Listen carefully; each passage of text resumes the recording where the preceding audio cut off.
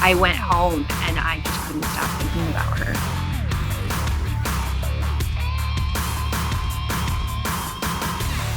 When you're in country and you're sitting still and idle, that's a bad sign.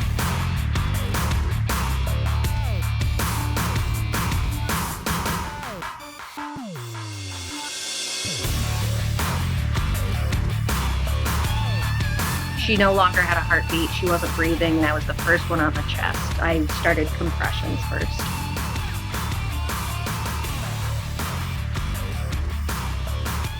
Need advocates. We need people that are going to hold companies, government, hold these people accountable.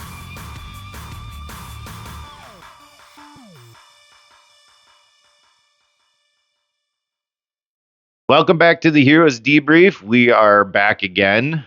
We are still having some scheduling conflicts, and we apologize for that, but we have been steadily booking guests for the podcast, and we should be getting very close to wind up coming back to our original schedule as planned.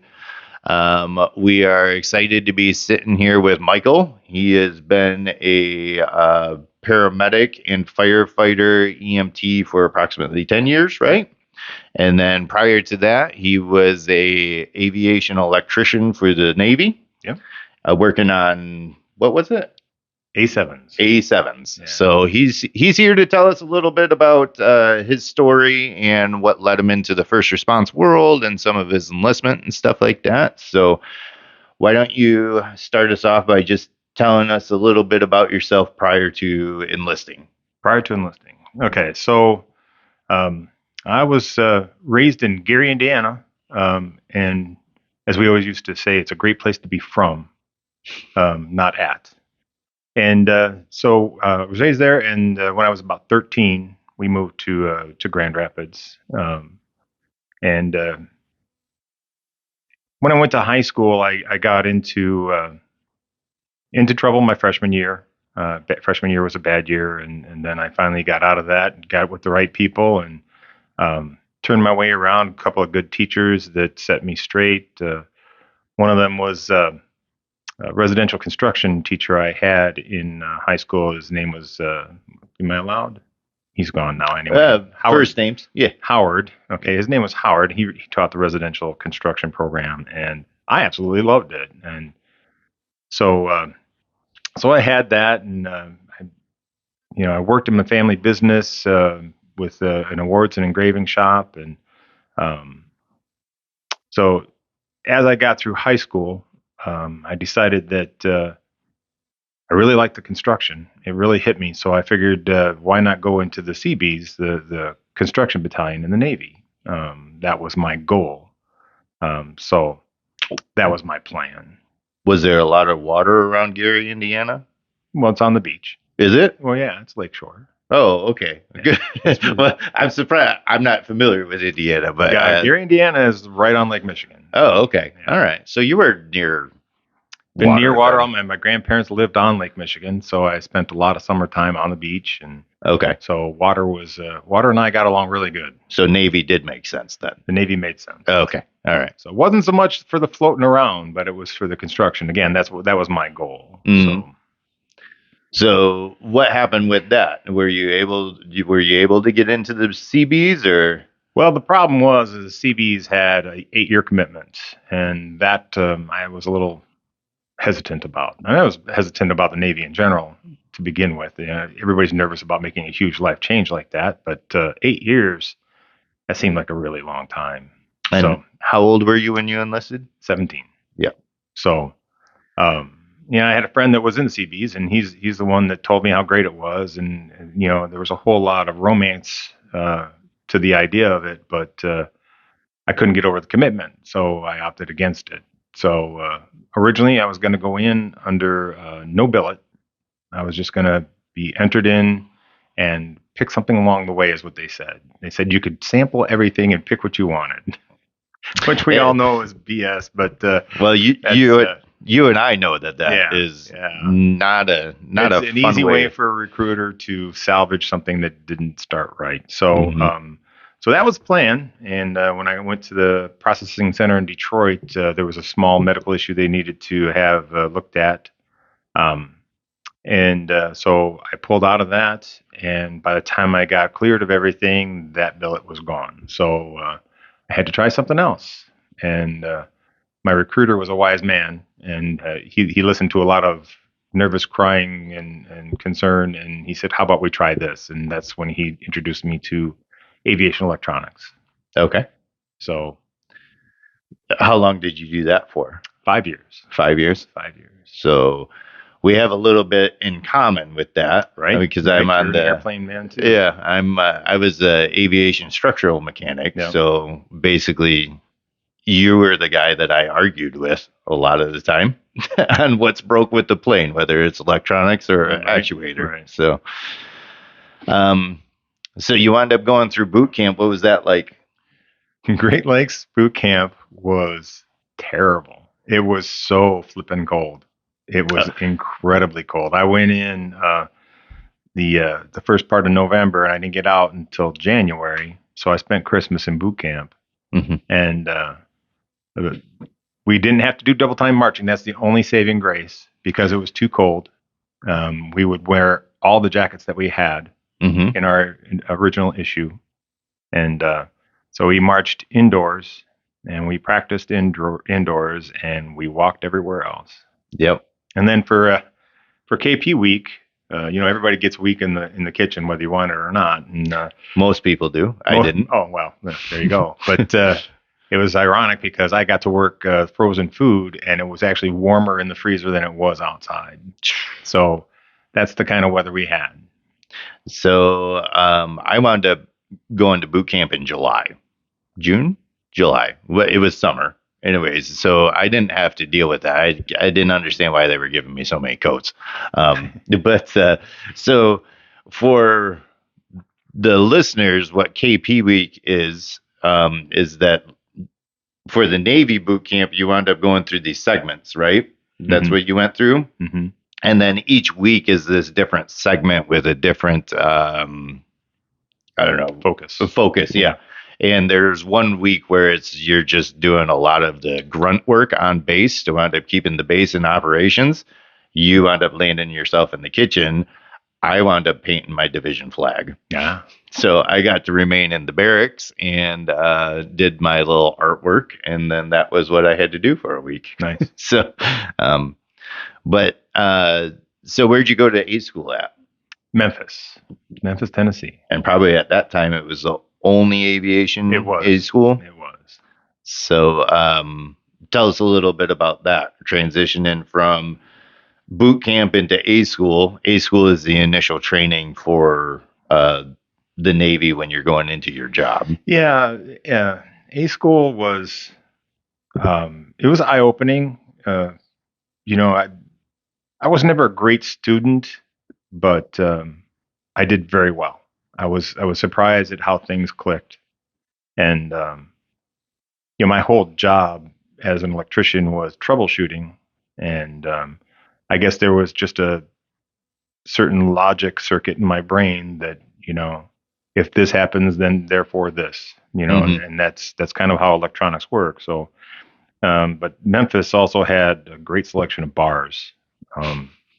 Be it on the base or off base, and that's I kind of got in trouble there too. But Mhm. again, lessons learned along the way. Yeah, and that's pretty common around bases. It is I indeed. think. Mhm. From my experience, it was, anyways.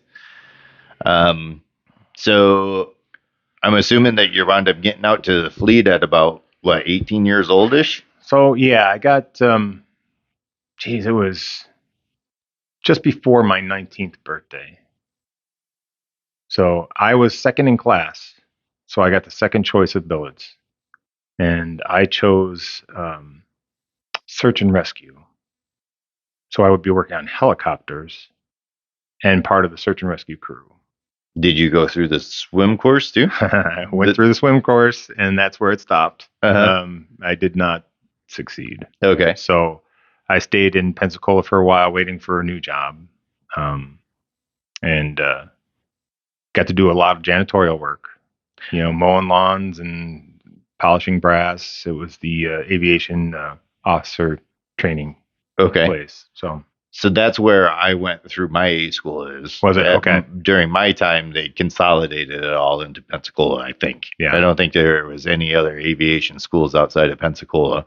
Hmm. But was the search and rescue swimmer, was that all of that training in Pensacola for you too? That's where, well, the portion I went through, Oh, yeah. that was there. So that's where it was during my time as well. Mhm. So what how far into the training did you 1 get week. there? So, okay. 1 week. So that was some pretty intense training. Absolutely. I I have nothing but kudos for those guys. A lot of beach running. They have this. Did they have the helicopter egress training set up, whatever that thing's called? In the tub. Yeah, where it flipped you Mhm. upside down. Mm-hmm. In the dark. So one of the training evolutions is that you're blindfolded. You sit in a mock-up of a helicopter seat, fuselage, yeah. and it's on this hydraulic arm that flips you upside down, dunks you underwater, and you have to swim your way out. Mhm. So, no, that's cool. Yeah. Apparently, that base has changed like 4 or 5 different times due to hurricanes. Mhm. Like, I think they just keep building a new base on top of the one that's The rubble of the last one, the yeah. rubble of the old one. Yeah. So, Still one of my favorite beaches, though, oh yeah, for sure. very nice there. So, So yeah, from there I moved to Pensacola, and I got into my squadron, the VA 174. It's a light attack squadron with the A7s, mhm. and I went through their classes there specific to the A7, which lasted 6 weeks, I think it was. So Yeah, I don't even think A7s were around in when my time. they were dead when I got out. So that was 80. They were decommissioned in 85, 84. No, we're 85, somewhere around there. okay. I meant my squadron. My squadron was decommissioned, and Okay. the actual aircraft, I think, made it to 90, Okay. and it stopped. Yeah. They're all in Spain now, I think. Okay. So describe that aircraft a little bit. If you take the core of a paper towel, that's exactly what it looks like. One big hole in each end, Mm-hmm. and you put a pilot on top of it. Yeah. So that's pretty much it. Okay. So it was a single jet motor then? Single motor. Yep. We did have 1 and 2 seaters. They had trainers, so there were some 2 seaters, but they were a solid aircraft for Yeah. sure. I mean, they could take a lot of abuse, and they kept coming back for more. But Mhm. to be outdone by, they were replaced by the FA-18s, and it's not hard to imagine why, because the planes I worked on had like 22 miles of wire in it. Yeah. It's just, I'm exaggerating a little bit there, but I know it's a whole lot of wire. Mm-hmm. Whereas these new ones, it's one wire does the work of 20 wires in the old ones. Mm-hmm. So there's a whole lot of intelligence built into the new ones. Yeah. Just a much more updated platform. Yep. So, what were your missions like during that time frame while you were enlisted? For like, were you doing trainings, or what was your mission focus? Our squadron they called it a RAG outfit, which stood for Replacement Air Group. Okay. So we would take brand new pilots once they get out of their trainer aircraft. They'd come to the A7, and then we would train them on carrier operations and bombing operations. Okay. So between my squadron and we had a sister squadron, VA 174, out in El Centro, California. Mm-hmm. And so it was summer and winter. They'd go back and forth. And so it was bombing runs in the desert in the winter, and then in the summer, spring, and fall, it was sea-based operations. Okay. So we'd go out for detachments like 2 months at a time, and they'd come out and they'd practice and practice and practice, and we would fix everything they break. Mm-hmm. And practice and practice and practice. So initially I was a plane captain. Okay. So I was in charge of getting the plane ready to go, making sure it was fueled, making sure everything is where it was supposed to be, fastened up, and then I would help through the launch sequences for them. So from starting it up to pulling all the pins to passing it on to whomever is going to take charge of the aircraft for launch. Okay. And you did that on I did that on carrier as well as shore based. Same process either way, other than cramped quarters on a carrier. Right. And then as I progressed out of the job of plane captain, I became a troubleshooter for aviation electronics. So I would, be on the flight line. Anybody has any problems just before launch, they call me. I run in, fix it if I can. Tell them yes, it's good to go. No, it's not. And then eventually I ended up working the catapults. Yeah. Which is a hair-raising experience. Yeah. So define what the catapults are, just so people know what that is. So on the that carriers whole I worked process. on, and again, this was the training outfit went to any carrier that was available. So we would train on whatever was close by Jacksonville, Florida. So we'd go out and the catapults were steam operated pistons that would literally throw the airplanes off the end of the aircraft carrier. So they go from 0 to 160 in, I think it's like 2.4 seconds, something like that. It's incredible. And I have been shot off a aircraft carrier in a small cargo planes that they use for mail delivery. And I've also caught the wire, which both of them are pretty intimidating. Catching the wire is a little more sensational, I think, in my opinion. But yeah, you're sitting there and you're in this small 3-foot square space that you have to stay in, and the aircraft comes up and you're watching it, and as it rolls up, you go up to the aircraft and double check all the panels and make sure all the pins were actually pulled and everything is fastened the way it should, checking for leaks, and then you go to your little spot and you give them a thumbs up or a thumbs down saying it's good or not. And if you say it's good and everybody says it's good, then it takes off. And at the same time, there are aircraft coming in, landing just behind you on the little angled strip behind you. And the only place of safety is your little 3-foot square or overboard. So how close are the aircraft to you in your little 3-foot square that you have?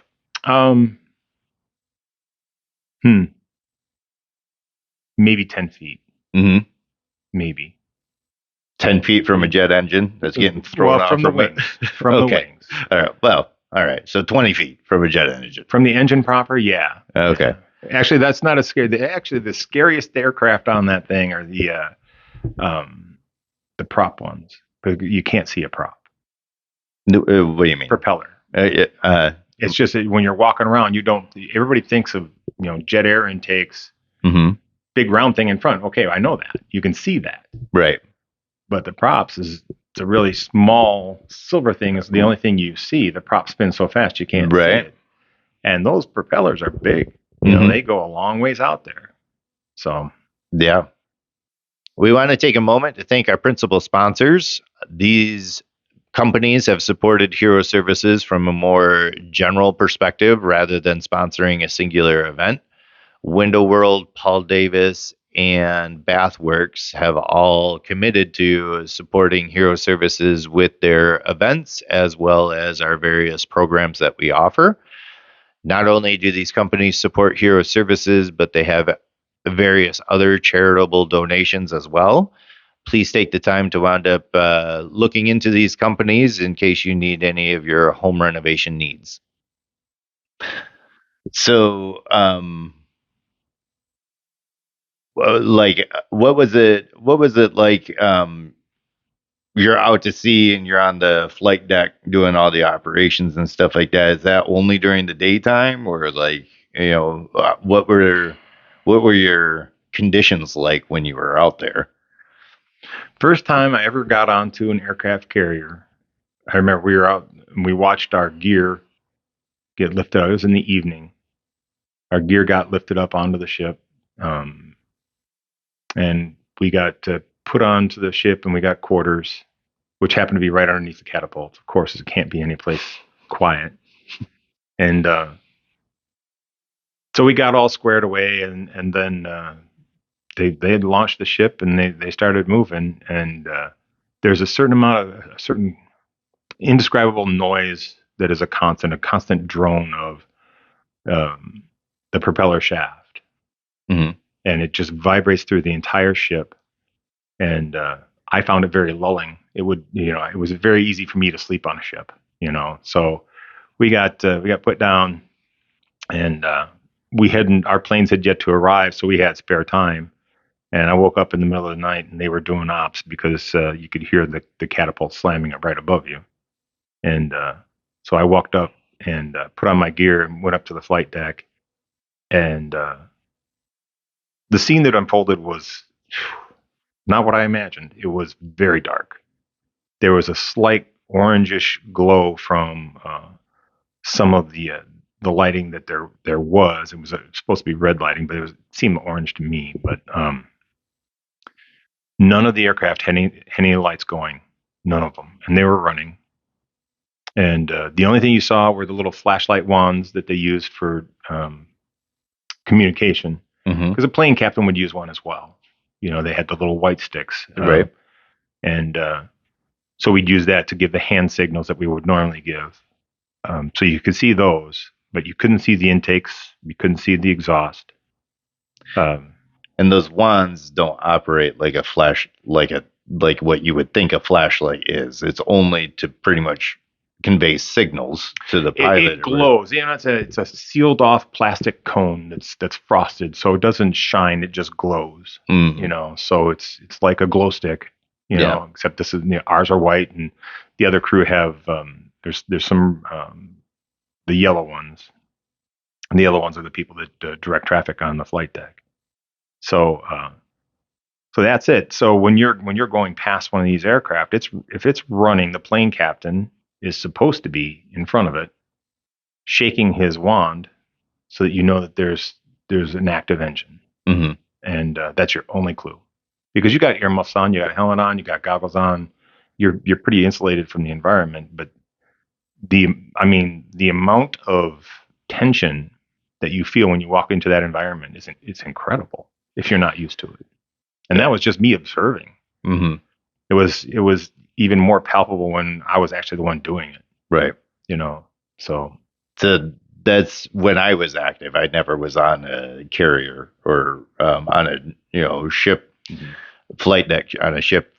So that was what I always heard from the senior guys that have been out to sea and stuff like that, is that it's just a undescribable environment pretty much. So you got to be on your toes the entire time. So yeah. Anything else like in regards to your Navy history that you want to talk about? Well, going out to El Centro was interesting. The desert time. Okay. That's when I learned how cold the desert can get. Right. I had no idea. We'd wake up in the morning, there's frost on the windshields of our aircraft we had to clean off, and be there in the middle of the day sweating your hiney off. Right. But to be sitting, we were sitting on a bunch of bombs, and people acted like it was nothing, and it truly wasn't anything because they were all pinned and everything. But just to think that these are 500-pound bombs that you're sitting on, a whole rack of them. Right. I thought it was kind of cool, to be honest. They're shipped around with tie-down straps and pallets. Yeah. A lot of people don't realize that like a bomb or a missile can be in a dormant state. Like I don't exactly know what ordnance does, but they have like pins and stuff like that. Right. And they have timer cords that actually get ripped off when they drop, and that kind of stuff. So, getting back to the weather change or like the temperature change, we were stationed in Texas. I was getting sent out on a deployment. My deployments, we flew everywhere. And I left Fort Worth, Texas, in flip-flops and board shorts because I was riding as a passenger. And then I landed in Canada in like February, where it was like, oh, this was a horrible idea. Yeah. So I think I was part of the maintenance crew. I was supposed to go out there and like de-ice the aircraft, which is a thing that people don't understand. Is that spray? Yep. Yeah. So yeah, it's funny how quickly you can wind up traversing from here to there, and then your climates change, or if you're in the desert or something like that, how much that can fluctuate. So yeah. But so was it 5 years in the Navy? 5 years in the Navy. Yeah. And it seemed like that your deployments were a little bit like sporadic. You didn't necessarily the entire 5 years was technically shore based. Okay. although I did get a lot of sea time, a lot of flight deck pay, a lot of sea pay. Mhm. So yeah, I got a lot of sea experience, just wasn't stationed at sea. Right. So it wouldn't have been considered a deployment. You were just taking. Correct. Yeah. So that if I re-upped, it would be for sure a deployment. Mhm. But I want to. That's how mine was too. But when we would take our deployments, detachments, we would fly over to like Europe or Japan, and we would sit there for months at a time taking missions out of there. mhm. So yeah, I'm familiar with that concept, except I never went to a ship. So The only foreign country I got to see when I was in the Navy was Mexico. I saw a lot of bars Yeah. in a lot of foreign countries, but we were only there for 24 hours, 36 hours at a time. So my brother, actually, he was a sonar tech, and he did his whole like actual Navy thing, and he would pull into port for like days at a time. And it like that's something I was never familiar with being on the aviation side. Hmm. So yeah, it sucks you only went to Mexico because there's a lot of cool places out there. Yeah. So I spent a lot of time in Sicily and Atsugi specifically. So what'd you do after the Navy? Well, I was kind of faced, like I said, I was faced with the challenge of, do I want to be re-enlist and be deployed the whole time or not? And then my dad called me, and he needed some help with the family business. And I grew up in the family. I mean, I worked. It's an engraving shop, and I worked the engraving shop since I was like 3.5 years old. So I knew the whole business and all that, and he needed help. So I thought about it for a while, and I kept calling him, and it turns out that every time I'd call, his employee would answer, and she and I kind of fell in love and ended up getting married. So I went home to work for my dad, Mm-hmm. and shortly thereafter he died. Okay. So my wife and I took over the business, and she moved on because it's tough being married to an employee. And it was probably the healthiest thing for our relationship. So, and then, when all the stuff happened, it was at 2008 through 2011, the business just kind of dwindled. So I supplemented our business income with driving around. I drove windshields, delivered windshields for auto glass companies, and I would do it overnight. So I'd work my business during the day. I did janitorial services at night to pay for my kids' school, and then I drove windshields overnight. So not much time for Mike and not much time for family, but I still managed. So that schedule went on for a year and a half, and finally had to give that up. I just couldn't do it any longer. And a friend of mine knew that I was having problems, and he said, fire department is hiring for paid on call. He said, "Are you interested?" I said, "Sure." So I applied, and I didn't hear anything back. And it was like 3 months later when I finally got a call, and they asked me, "Are you still interested?" So I said, "Sure." And they said, "Well, come on, we'll interview." So went in there and talked with them, and it was very entertaining because everything I did in the Navy was very much similar to fire department. If you stop and think about it, the military standpoint of the way things work, and everybody that's on a ship, whether they want to or not, is a firefighter.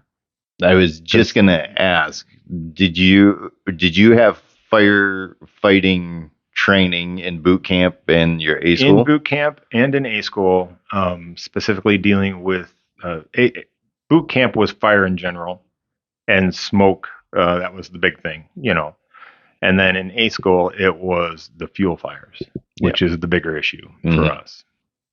So we did go over all that. I didn't get trained in any hardcore firefighting, but the theory is that there's nobody else to call in. Right. You're it. So they did have some pretty impressive training ops for us though, because they had the big furnaces that would blow fire right in your face for when I went through boot camp, because they got us suited up in this 1970s SCBA, and then you get sent down this hallway, and you're looking at the boot camp instructor or whatever, and he's like, "Yeah, go fight that fire." And it's like, I just got out of high school like 2 weeks ago. Like, I don't know what's going on or whatever. And then you get yelled at, and it's all good.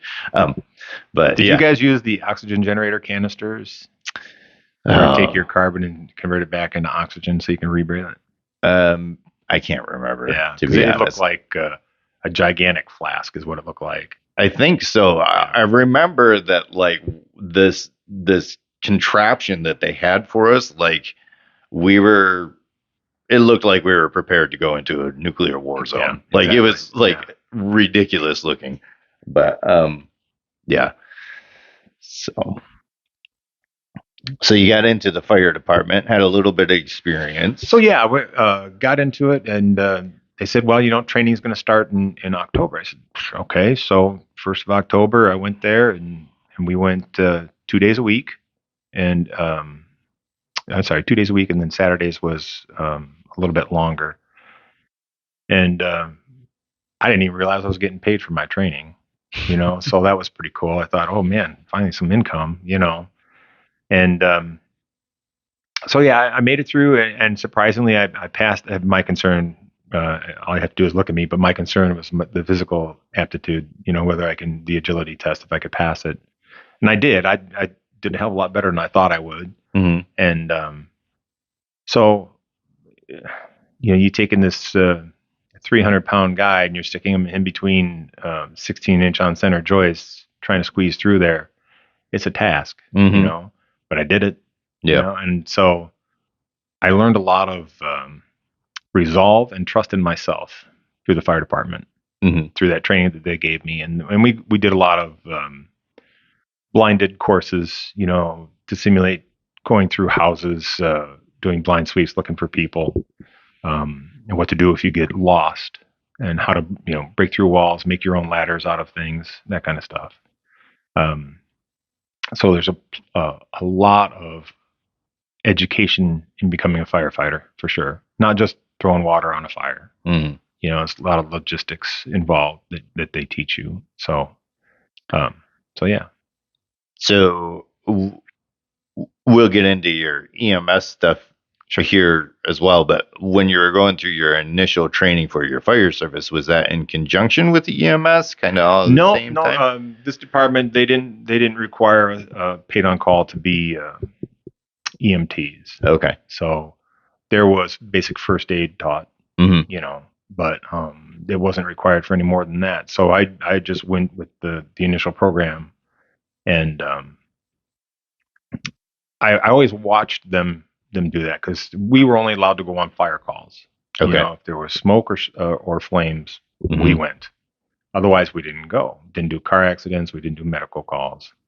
And as well as I, medical calls are like 74%, 73% of all fire departments' calls.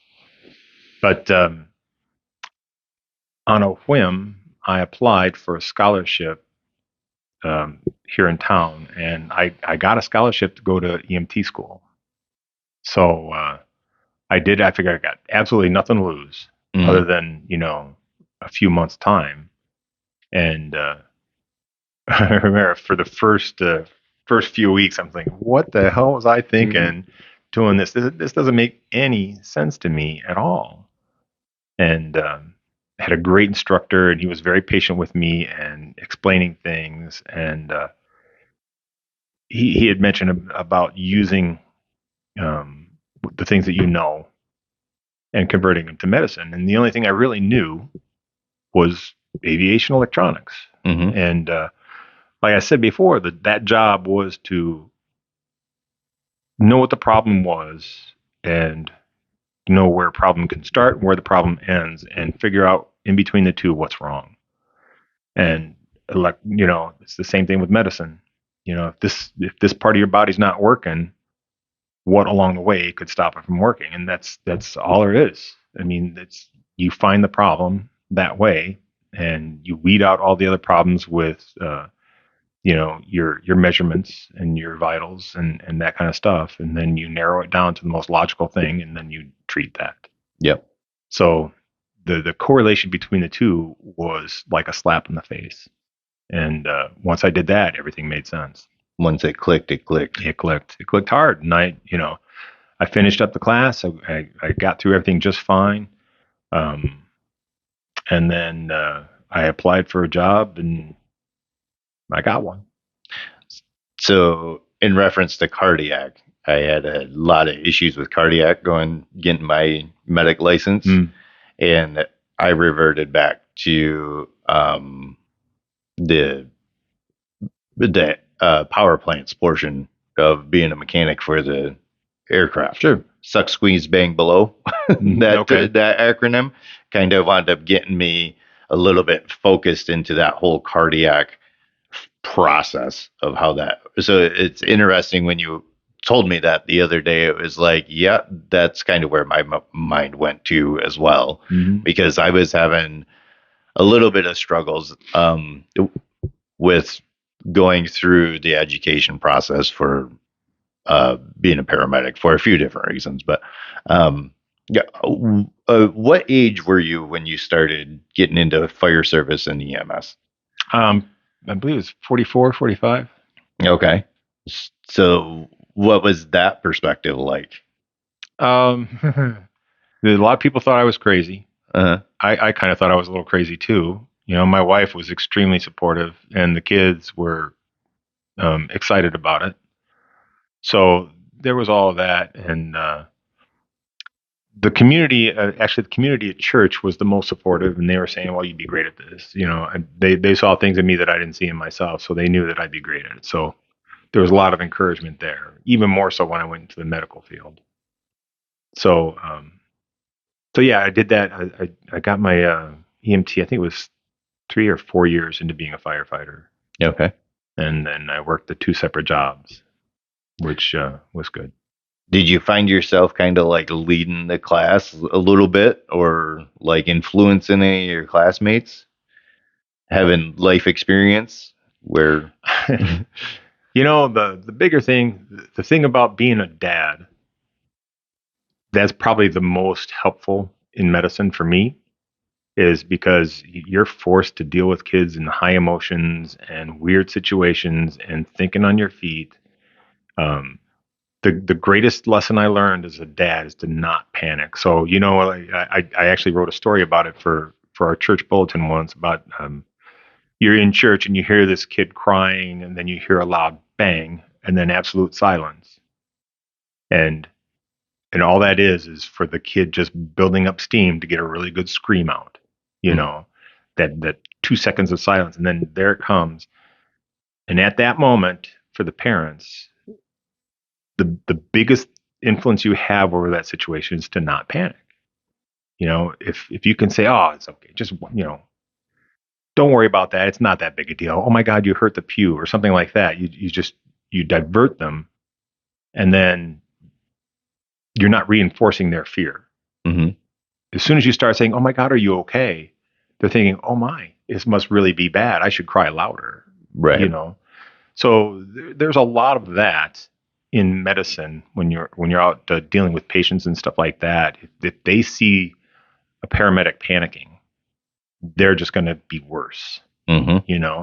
Or if the spouse of somebody that's hurt sees you saying, "Oh, we better hurry," they're going to get a lot more scared. So it's a matter of learning about being a parent, how to not project fear or uncertainty. Yeah. And it correlates. So I find myself working a lot with newer, younger EMTs, paramedics, and stuff like that. One of the constant things that I'm telling them is don't add to the chaos. Like, this is their situation.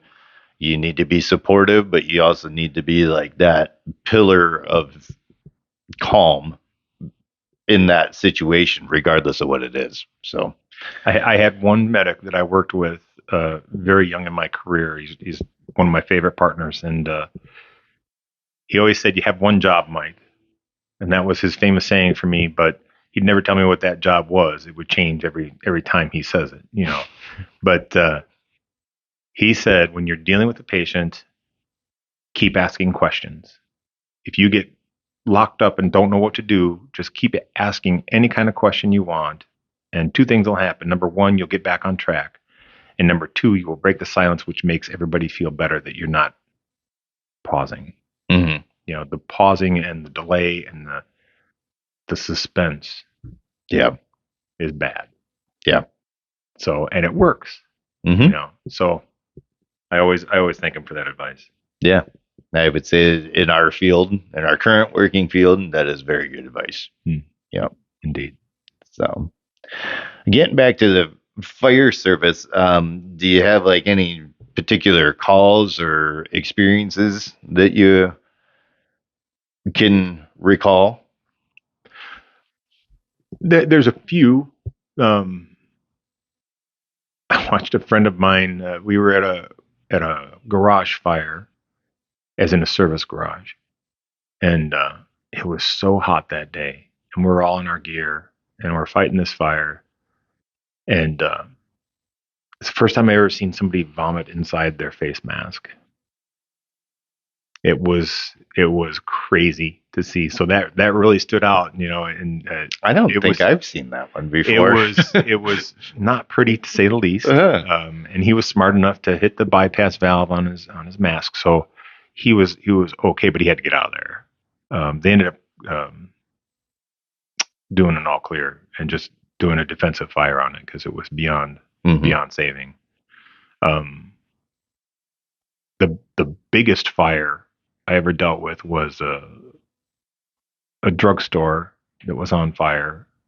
And the most unique thing about this was in the middle of the winter, and it was sub-zero temperatures. And we walked into this building. It was my first real commercial fire, and absolute black. I've never seen dark as that. And even with flashlights, you couldn't see squat. But you walk into this building, and the first thing I noticed beside the black was the absolute silence. There was no noise. And everybody's working in the back and on the roof and outside, and you can't hear any of it because the smoke is so thick it muffles all the sound. The only sound I could hear was us sloshing through the water that had already built up on the floor, and that was it. And we're trying to avoid bumping into these row after row after row of shelves, trying to get to the back of this establishment. And when the fire was out, it was almost 8 hours. When that fire was out, I remember having to load hoses onto the back of the pickup truck because they wouldn't drain. So we had to drag them over to the firehouse, which happened to be across the street. And I know the answer, but why wouldn't they drain? Because they were frozen. Yeah, frozen solid. They sat just a smidge too long, and we could not get them. So we took them into the firehouse to warm up and drain. Yeah. So what was your gear like coming out of that fire? Frosty. Everybody was frosty. Frosty. Because it was all fine and dandy until you stepped outside and it instantly froze. So trying to change oxygen tanks or the air bottles is tough. Yeah. You're chipping ice, and that was what I was in charge of, was the air bottles. They let me go in to do some work, but mostly I was in charge of filling bottles. Yeah. And they went through quite a few. Mm-hmm. So, and then, but the most emotional one I had was a Christmas Day duplex fire. And we had, there was families in both units, and they got evacuated, and it was more in one side than the other. And so yeah, Christmas Day, we got most of the presents rescued and put into the garage and under a tarp, so they were okay. And we saved things like their medications and some of their clothes, but the fire was hiding in the dead space between the two sides of the complex. And since there was more smoke damage in one side, that's the side they went through the wall on. And they literally just tore apart this kitchen and cut through the walls, and the holes in the roof and everything breaking and being moved around. And when we finally finished, we were walking out of the house, and all the members of the family were standing in the driveway. And as we walked by, they shook our hands and patted us on the back and said, "Thank you for doing what we could," even though all their stuff got destroyed, except for the presents. Mm-hmm. But everything was smoke damage. Christmas Day, to have that happen to you, taken all from you, and to have them say thank you was pretty overpowering, So yeah, it was a good feeling, knowing that you were able to make somebody make the best of a situation. It really puts things in perspective. Is when I came across that situation of trying to keep in mind how impactful what it is that we're doing out in the field. When that happened, the rule at our house is, and everybody knows that when I go out and do these things, that everybody has to stop what they're doing and wait until I get back. And there was no Christmas present opening until Dad got back. Mm-hmm. My youngest was not happy with that until we explained what happened to the family that I was working with, and then all of a sudden it got better. It wasn't so bad to have to wait for a few hours. Mm-hmm. So then it was a good lesson for them too. Yeah. So we're preparing for our next fundraising event. This event is going to put a cap on the year of 2023 as far as our fundraising efforts. The Heroes Ball was scheduled for December 2nd. We are having a black tie dress uniform affair where we're going to have a catered dinner and a guest speaker, as well as a DJ and a dance floor. If you would like to come join us for the Heroes Ball, you can check the links below in the comments. Be sure to be registered by November 17th so we can wind up getting a head count for the event. And we will see you on December 2nd. Let's transition into your EMS career. So you wound up getting through your schooling a couple years after fire service, right? And then once you were done with your schooling, where did you start out at, in your career level wise? Did you go straight into being a paramedic or? No, stayed EMT. No, I stayed EMT for quite a while. Okay. I just recently became a paramedic. Mm-hmm. So it was 6 years as an EMT. Okay. And what is the difference between an EMT and a paramedic? EMT is much more basic, just basic life support until we can get them to a higher level of care. Whereas a paramedic can do medicinal interventions at a higher level, cardiac interpretations and things of that nature. A lot more medications can be administered in the field. A lot more procedures can be done in the field. But I'm still a proponent that paramedicine is not necessarily going to save more lives. It's just a different way to try to save the same life. Whereas if it's an EMT, they would just put them in an ambulance and go fast to where they need to be. Mm-hmm. Where a paramedic will stop and try and do some intervention along the way. And I do think that there's maybe a little bit more sense of urgency from a basic than there is a paramedic, because there is a lot of paramedics that think their skills are a little bit more, I don't know what the word that I'm looking for is, but that their skills are going to take them a lot further than what they actually will. Right. So yeah, it comes to a point where, trying to save them is not going to save them. Mm-hmm. It's not going to help them any more than going where you need to be. Ultimately, they need a hospital. Stabilizing is the important part in getting them moving. Yeah. So for the higher level of care that they would provide at a hospital, it's much better. Yeah. But I agree. So working as a EMT for a few years, what did you pick up along the way prior to getting your additional skills as a paramedic? So what happened to me, I after 3 years in the field, I applied for and received a field training officer. So I became a field training officer as an EMT. Okay. So I was in charge of training new EMTs. Mm-hmm. And I always thought that was much more logical than having a paramedic do it. I agree.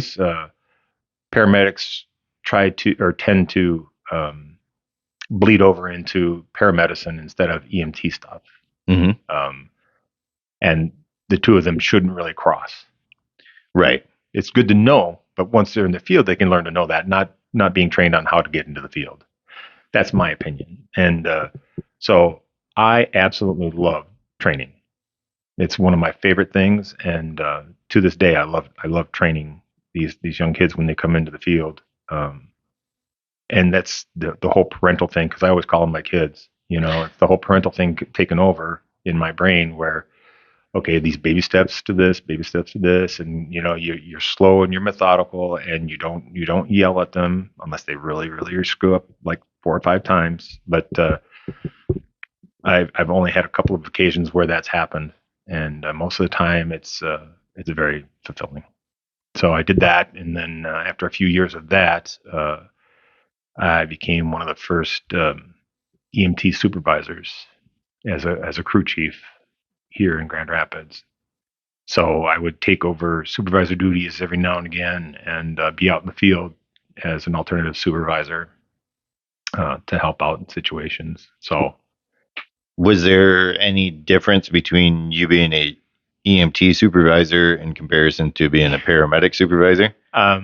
I was not so readily accepted by a lot of people. They thought it was stupid for me to be an EMT supervisor.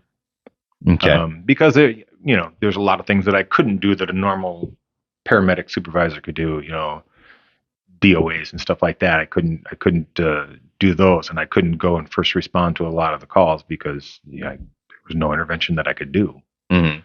So there was that, and that was one of the motivating factors when it finally came time when they said maybe you should become paramedic. Mhm. So And was that your main motivation to getting your medic license? no, my No. main motivation was they offered to pay for it. Oh, okay. Yeah, they started a new scholarship for Mhm. longstanding EMTs if they wanted to do it, and if they pass the class, they commit to an employment for a certain amount of time after that. But my company is very generous with that. Yeah. So Yeah. So one thing that's kind of has became, I guess, common is that like a good paramedic is going to be a good supervisor, which I think that there could be good supervisors that are just good supervisors. They could like supervise a staff and stuff like that. Mhm. So, it's pretty respectful that you wound up getting that opportunity. And I think that, EMT basic supervisor does wind up coming in with a different set of opinions as far as giving a little bit of a different perspective on Right. some things. for So sure. I could see where it would be beneficial for that to be more commonplace in EMS, but I don't know. It might be the way the EMS is going and the staffing issues and stuff, but we'll see. Yeah. So you wound up getting, how long ago did you get your medic license? In May, In May. just this past May. Okay. So anything significant since that time frame? Not really. No. Actually, no. I mean, I've had some pretty good trauma scenes. I've had a bunch of stroke patients. I don't know why I get so many stroke patients. And some mild cardiac stuff, but Yeah. nothing overwhelming yet. I'm still waiting for my big car accident scene with 20 patients or something like that. Where It's the out there somewhere. It just hasn't the hit yet. bus flew into the train Right. type scenario. Yeah. Something like that. Yeah. Well, I did have a school bus accident, but there's 20 kids and nothing was wrong. So, Mhm. but you still treat it like, oh my God, You're right. everybody get their lights and sirens, let's get those ambulances going. Because I think that in a situation like that, especially with as big of a vehicle as a bus, nerve wracking on your way to the call, Mhm. probably more so than anything. And then you wind up getting on scene. The majority of the kids are out of the bus playing around on the side of the road. I will tell you that is another bleed over from being a firefighter as well as a paramedic, is that I was trained on access into a bus. Mm-hmm. Those things are fortresses. Yeah. The amount of reinforcement on those things is incredible. Mhm. and cutting into them is not as easy as you would think. So I'm trying to think. I don't think I've ever extricated a bus. Yeah. Well, we had to go through the glass on the bus door. Mm-hmm. You think about those little windows of the bifold door, and look at this body Right. trying to slip through that door. Mm-hmm. I got halfway in, I got stuck. Yeah. But I try, and I tell you, the amount of panic involved with not being able to breathe while stuck in a door is incredible. And you know it's just training; it's not a life and death thing, but you still panic like all get out. So I know my limitations now. It's 12 inches. My big one was so I had I'm trying to the big tube you lay in the ground. Culvert? The culvert. Yeah. So the I think corrugated steel. Yeah. So I don't know, maybe 16 inches round culvert. Mhm.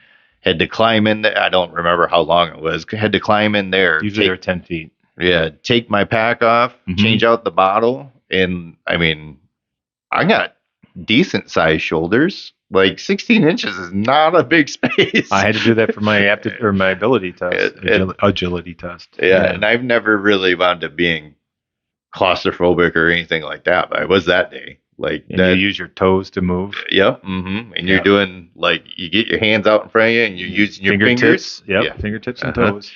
Yeah. But so you had a comment about that the other day when we were talking about like confidence building and stuff like that. About why that's what's something that you would pass along to other individuals getting into the field, do something scary or something. Yeah, always do something that scares you.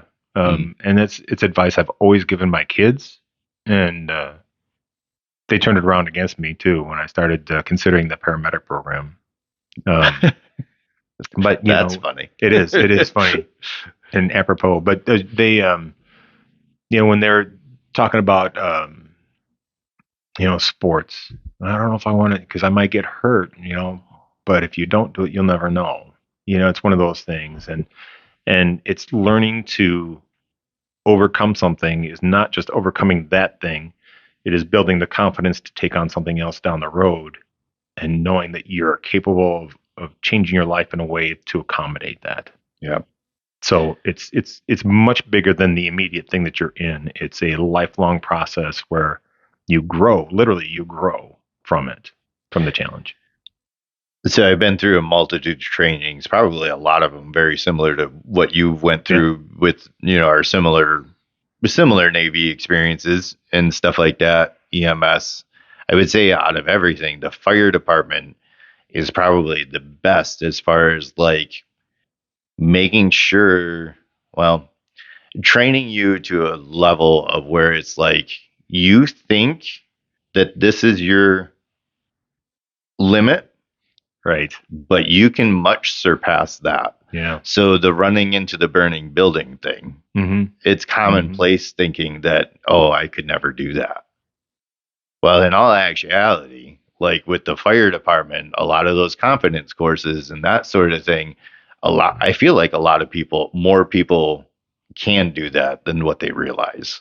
And I think that the fire department is very good about showing you that you can surpass your limits more so than probably the other trainings I've had. Yeah, for sure.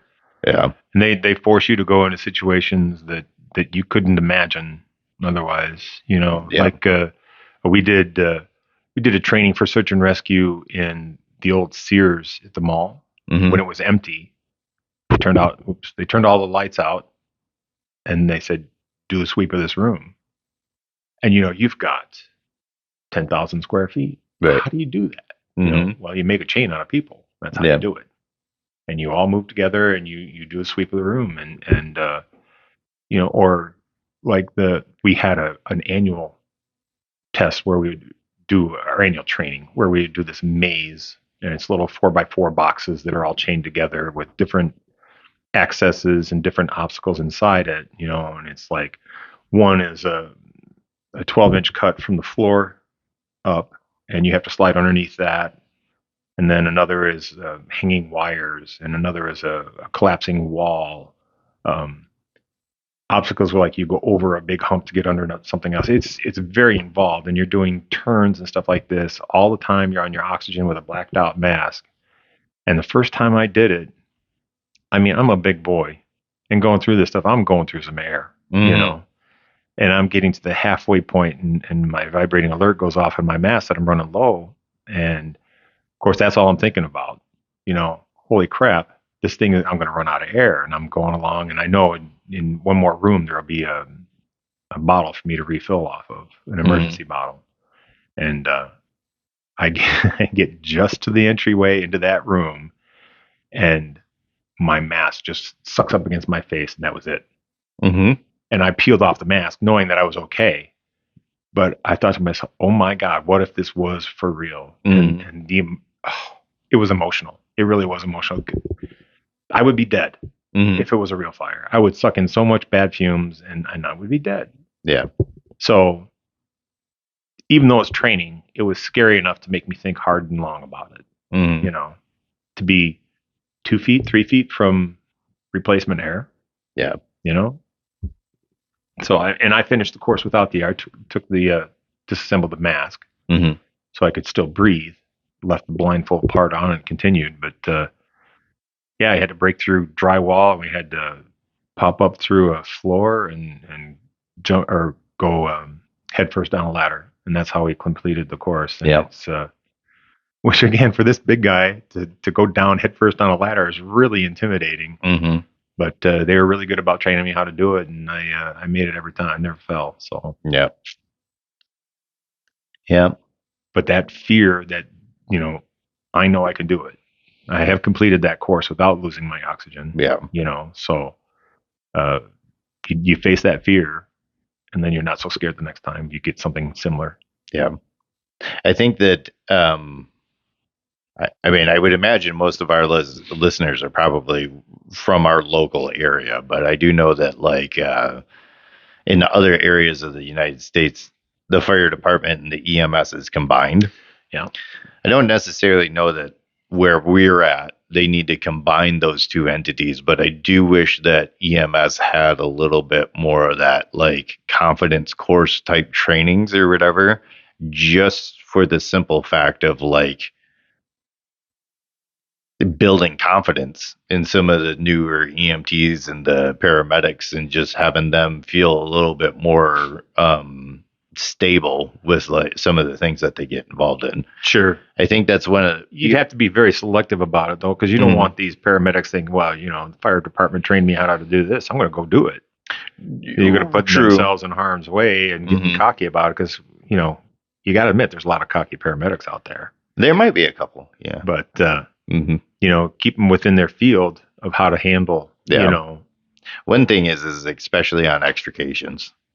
So for me, depending on the fire department, which with the fire departments I'm pretty comfortable around or whatever, if I have the opportunity to, and the extrication team is, like, willing to do it, I will get inside the vehicle with a patient. Sure. And having that experience from the fire service and being able to talk to my patient and saying, like, hey, this is Sean. He's outside of the door. He's doing the fire department thing. You're going to hear all these tools. We're in 3 seconds, they're going to smash out this windshield. We're going to hide under this blanket, and I'm going to talk you through it. Like, I wish that was a bigger thing in EMS, because that is so huge. I've recently had a younger paramedic with me, and I told him that, as, like, that's one of the best things that you can do, is just be in there with them and be that pillar of control, as we were talking about, trying to decrease that chaos and talk them through it.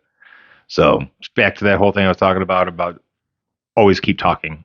Yeah. Because it gives them a sense of calm, knowing that you're calm enough to talk to them calmly, then it can't be that bad. But if you're quiet, nervous, and anxious about what's going on, they're going to sense it.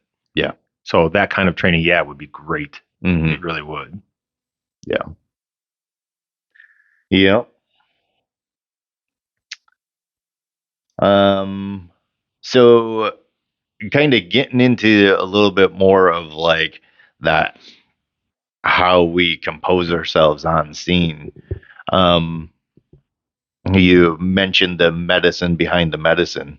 The medicine behind the medicine. Yeah, and we'll maybe we'll wrap up the whole EMS stuff on that note, because I think that's pretty pertinent. Medicine behind the medicine is what I call what I do with my patients. It's not just taking care of the medicine. True medicine to me is for the overall welfare of the patient. So, okay, I had one patient we were transferring, and it was a psych patient we were taking to the other side of the state. It was a long ride, 2.5 hours, and probably one of my more depressing calls, because it was a 12-year-old little girl, and she tried to commit suicide because a boy called her ugly. And she was an adorable little girl. And my only chore was to monitor her vitals and get her there safely. But in my looking at things, true medicine is to try and calm her down, try to keep her entertained, trying to, I'm not going to fix her head, but I'm not going to look at her like she's a freak, and I'm not going to treat her like she's some ugly girl. I'm going to treat her like she's the young lady that she is at the age that she is. So we sat there and we colored pictures. I got some paper and we started making pictures, or we would do probably not appropriate, but we played hangman. But could have done tic-tac-toe, maybe. Something different. But she enjoyed it, and she got to be a little kid while I was taking care of her. She wasn't looked down at. She wasn't chastised for being, stupid by trying to kill herself. So taking that type of an approach to the daily people that we have, the people that we see every single day, sometimes 2-3 times a day, you know what you're going to them for. Once you see them, you have a pretty darn good idea what's going on. But you have to treat them as if this is all new. Yeah. You have to treat them like, if they're saying they have chest pain, then you don't belittle them saying, why the hell you got chest pain again? You have to treat them like, oh, okay, chest pain, can you describe it to me? You go through all the questions and stuff like that. You don't belittle them. You don't chastise them again for calling the ambulance so many times. You treat them like a human being, and you treat them with courtesy and respect, and treat them like the person that they are, not who you perceive them to be. Does that make sense? Because sometimes it's really tough. It's really tough. It's really tough on psych behavioral patients. Exactly. And when they start, those are probably the worst ones. When they start mouthing off at you, being able to step back and say, hey, I understand things are not great for you, so we're going to let all this slide. So the true psych behavioral patients that are in a situation where they cognitively don't know what's going on, and they're physically fighting with you, that is a very hard thing to wind up taking a step back and being like, this is a medical condition, even though they're trying to beat the crap out of me, rather than their personality. Where I've had with some law enforcement individuals wound up coming up and asking me if I wanted to press charges. Right. And it's they don't even know who they are. How does that make sense? This individual needs medical treatment, not a court case. Yeah. So there's definitely some interesting nuances, being out in the field with some of that stuff. Yeah, as I remember when I was telling my mom, I said, I knew I was a real dad when my oldest threw up all over me, and I didn't react at all to it. Because I always had this gag reflex before, when people would throw up, I would throw up kind of thing. And she literally threw up all over me, and she was a year and a half old. And I just kept calming her down while she did it, and then I took care of her. And it's like my patients now, I've been spat on, I've been shat on, I've been barfed on, I've been yelled at, punched, spit on, kicked. And it's true. I had a whole stack of dishes thrown at me at a psych scene once, and you let those things go because you know it's a deeper issue, not malice toward me. Mm-hmm. You know, and a lot of times they can't control it. Yeah.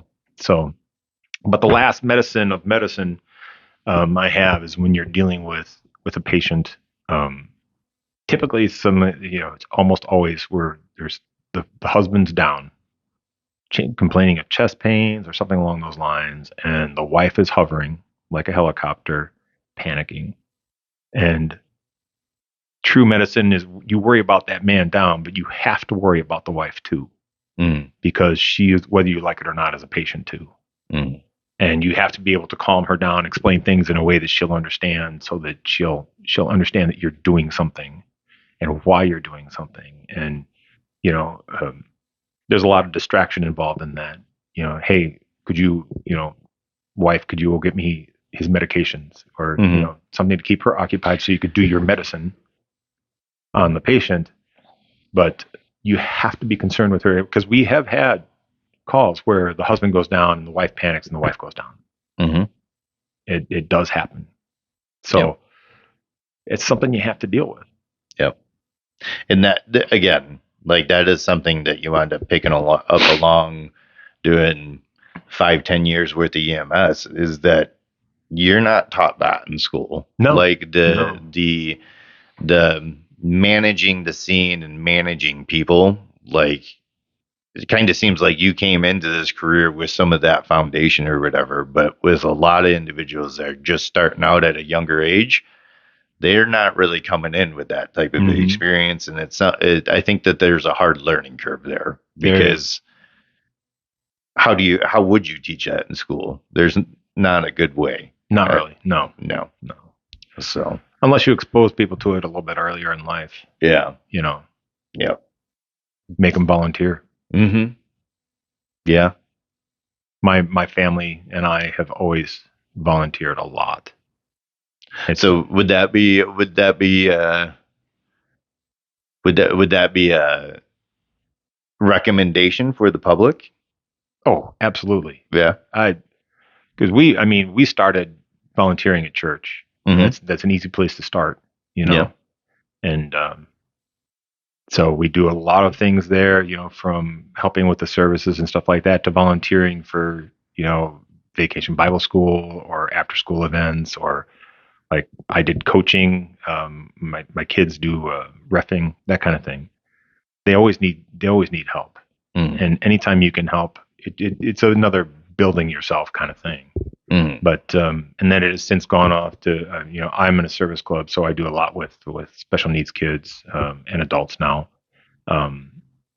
and it's a lot of I find myself saying there, but for the grace of God, go I. I say that a lot because you see these people that are in just incredible situations and they face it all the time, and you think, could I handle that if that was me? Right. So it's good for your soul too.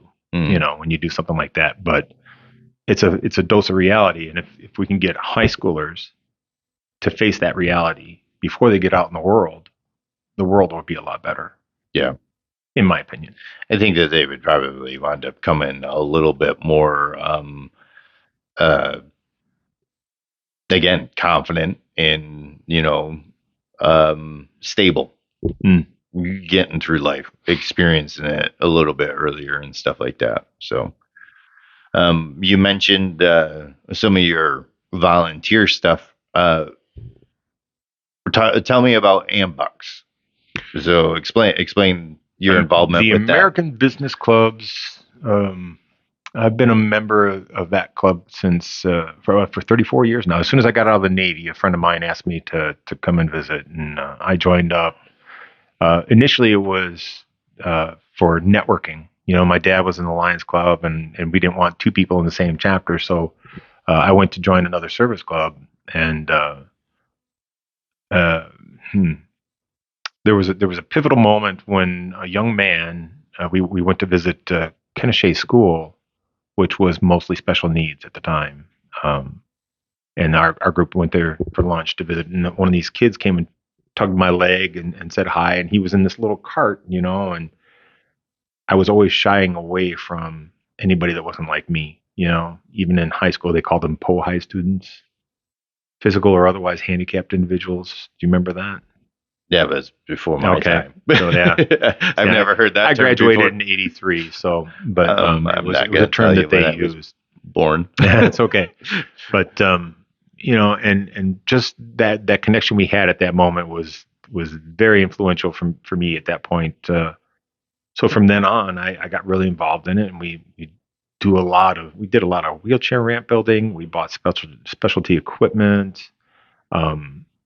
And lately, we do these adaptive tricycles. They're therapeutic tricycles we give these kids, and if they can't move their legs, they can pedal with their hands, and their legs are strapped down, so the legs move too. So it's a passive and actual therapeutic move that they do. Like physical therapy. Physical therapy, but they don't think it's physical therapy because they're riding a bike. Yeah. So they're out in the yard, going down the sidewalk, albeit slow. Mhm. They can't keep up with a 10 speed, but they're out and they enjoy it. And then they'll use their energy. They'll get the passive therapy and get all the better for it. Mhm. And it's incredible to see. We raise this money through fundraisers and we buy one of these pieces of equipment. They're like $900,000. 900 or 1,000, not 900,000. I was gonna say, wow, you got some serious $900 fundraising. to $1,000 for the average one of these trikes, and we plop a kid down and slap a helmet on their head, and they just take off without hesitation, and it's just a joy to watch. So that's a me moment. That's all for me. I do it. I mean, we give it to them, but I'm the one that benefits from it in the long run. So Yeah. So do you have any like fundraisers for Ambucks coming in for those trikes, or how do you go about fundraising for that? Fundraising has been a challenge since COVID. Oh yeah, to say the least. Well, and I guess I don't know pre-COVID because pre-COVID it was okay. We do barbecues and we do Texas Hold'em and things like that. But right now we're doing direct donation. Going to corporations and asking if they'd like to sponsor one of these things, and it's been a pretty good response. We've got a static display.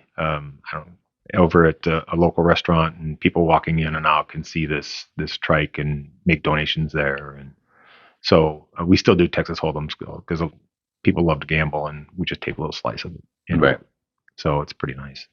Yeah. Well, we will make sure that we get links to Ambucks. Sure, I'd appreciate it. Yeah. Fundraiser, and there's several chapters in the area. So yeah, we'll put all that in the show notes below. But you got anything else that you want to pass along to either newer service members or the public?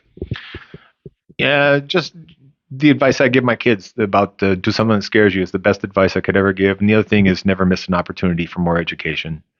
That through the rest of your life. I don't care if you take basket weaving or firefighting. There's always something you can learn from everything that you're taught, and it's something to stick in the back of your mind for future use down the road that you never know will help you. So, well, thank you for it's been a blast coming out. That was a really good conversation. So good. I think that pretty inspiring in certain aspects too. So only certain aspects. Not everybody's going to run out and want to get puked on. Yeah, that's true. That's true.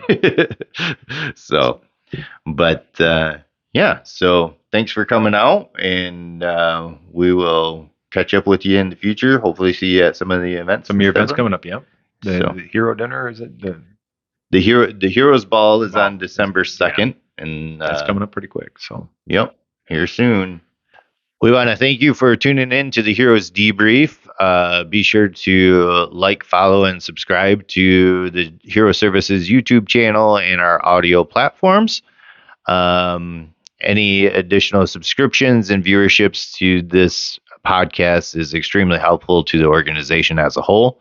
Be sure to wind up following Hero Services on the social media platforms to stay up to date on our future programs as well as our fundraising events.